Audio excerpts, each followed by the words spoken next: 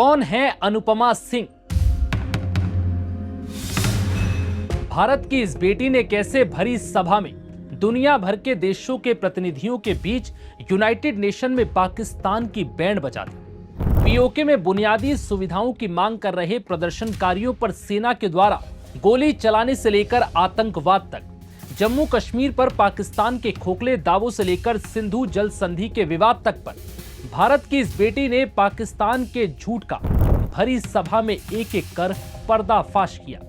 खुद को आतंकवाद से पीड़ित बताने वाले पाकिस्तान और पीओके में आम बुनियादी सुविधाओं की मांग और महंगाई के खिलाफ प्रदर्शन करने वाली आम जनता पर गोली चलाने वाली पाकिस्तानी सेना को भारत की इस बेटी ने ऐसा जवाब दिया कि यूएनएचआरसी में बैठे तमाम देशों के प्रतिनिधि सन्न रह गए।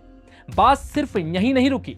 भारत में यूएन की फर्स्ट सेक्रेटरी अनुपमा सिंह ने यूएनएचआरसी में यह तक कह दिया कि जो देश आतंकवाद को बढ़ावा देता हो, जिसके रक्षा मंत्री ख्वाजा आसिफ आतंकवादियों को पनाह देते हों, उन्हें ट्रेनिंग देने और उन्हें तैनात करने की नीति पर गर्व करते हों, वो देश दोस्ती और भरोसे के लायक नहीं। भारत की बेटी अनुपमा सिंह ने यह भी साफ कर दिया कि सिंधु जल संधि पर दिल्ली अपने रुख से पीछे नहीं हटेगा।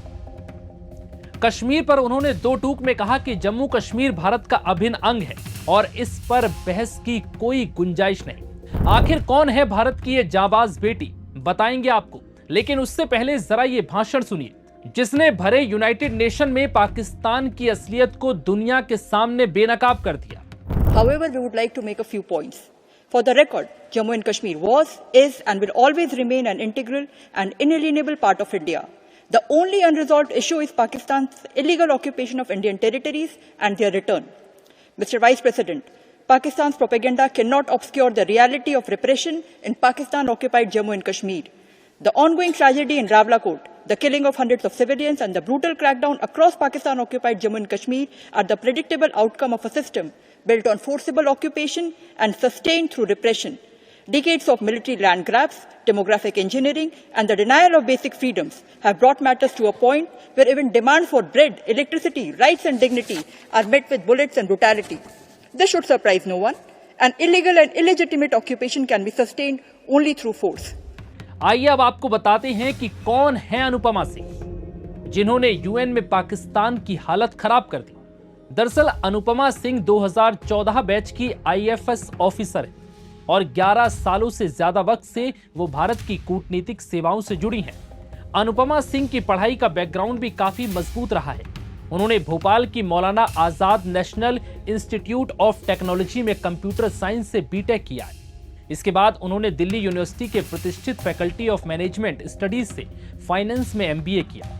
एमबीए के बाद उन्होंने 2008 से 2011 तक चार्टेड फाइनेंशियल एनालिस्ट प्रोग्राम भी पूरा किया, जिसमें कॉर्पोरेट फाइनेंस और वैल्यूएशन पर फोकस रहा। आईएफएस बनने से पहले वो 2012 से 2014 तक केपीएमजी में कंसल्टेंट और फिर सीनियर कंसल्टेंट के तौर पर रही। स्पष्ट और प्रभावी तरीके से अपनी बात रखने के लिए पहचानी जाने वाली अनुपमा सिंह वर्तमान में भारतीय कूटनीति की प्रमुख आवाजों में से एक मानी जाती हैं और अब पाकिस्तान को यूएन में बेइज्जत करने के बाद और पाकिस्तान की असलियत को दुनिया भर के सामने लाने के बाद एक बार फिर से भारत की बेटी अनुपमा सिंह चर्चा में है।